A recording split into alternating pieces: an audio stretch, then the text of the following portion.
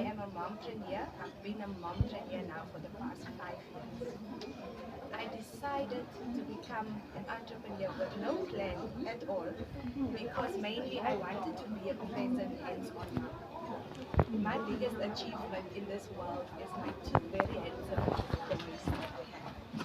And it's my most precious asset. I don't want to leave something that important in the hands of somebody else. So that's where the passion for entrepreneurship and also creative business development comes in. So based on that, in 2018, I registered my company with the aim to extract oils from plants. Yeah.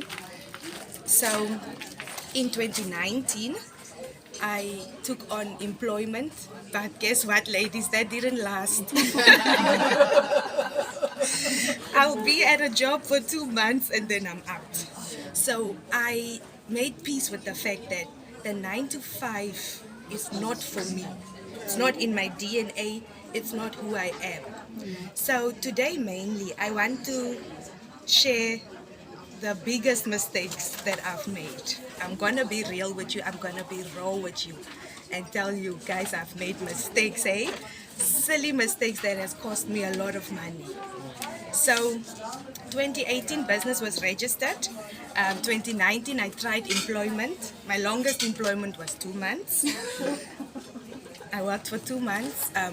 Honestly, from that experience, I've learned that the salary scale in South Africa is very, very low.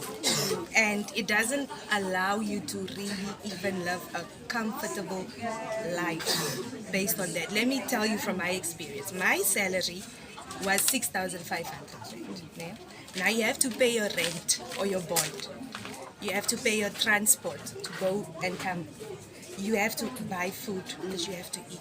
Then when I'm done with all of these things, I have nothing left. I can't even buy myself underwear. Yo. So I said to myself, what is the aim of all of this? Yeah.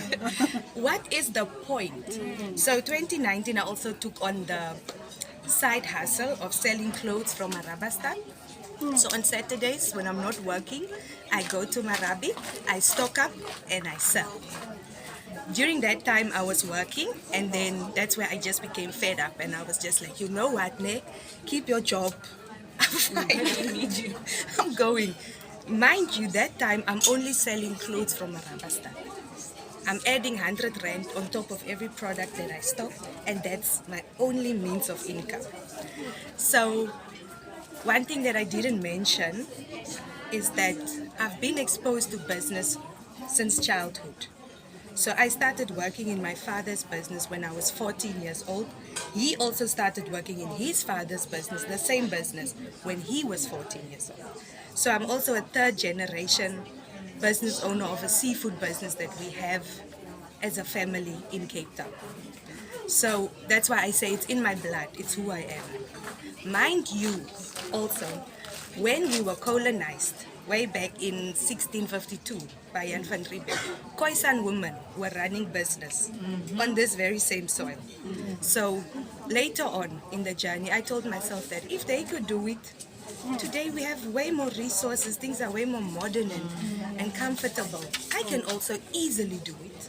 And I say easily with a reason, because sometimes we put it in our minds that it's so difficult for us to have business and do business, but it's not. I sit here with my matric certificate and I've been fully involved in entrepreneurship. That pays my bills, it pays my bonds, it pays my vehicles, it pays my kids' school fees, everything, by being an entrepreneur with my matric.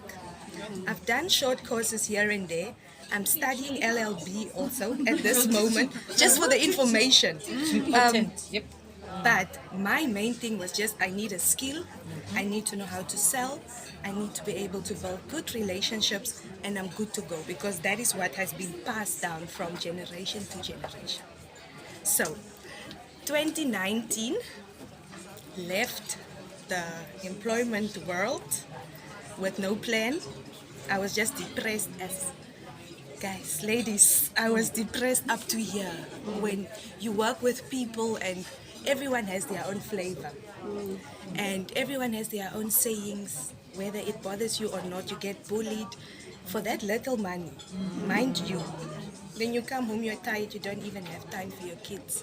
You don't even have any mental capacity for your husband. So I made the choice that it doesn't matter what, who, where, how I'm going to raise my kids, especially when I fell pregnant with my last born. So in 2020, I managed to buy my first business. The only reason why I could be able to is because the lady, due to COVID, she was going through financial hardship. So I was fortunate enough to have cash. She needed cash. I bought her hair salon. I turned it into a passive income business model where I renovated the salon and rented out the stations to other entrepreneurs. That's already where I started becoming passionate about you must do your own thing. You must do your own thing. You must do your own thing. Everyone can do their own thing. So salon did very well, made money, lots of money. Ladies, the beauty business is the one. Eh? It's the one. So business went well, and this is where mistake number one came in. Eh? Moving on to the next business too soon. When you see that this one is doing well, now you take this profits, you reinvest into manufacturing. So that's exactly what I did. I took my hair salon profits, because every month you get a certain amount of money. Everything is set up, everybody pays rent. Take that money, I reinvest into my manufacturing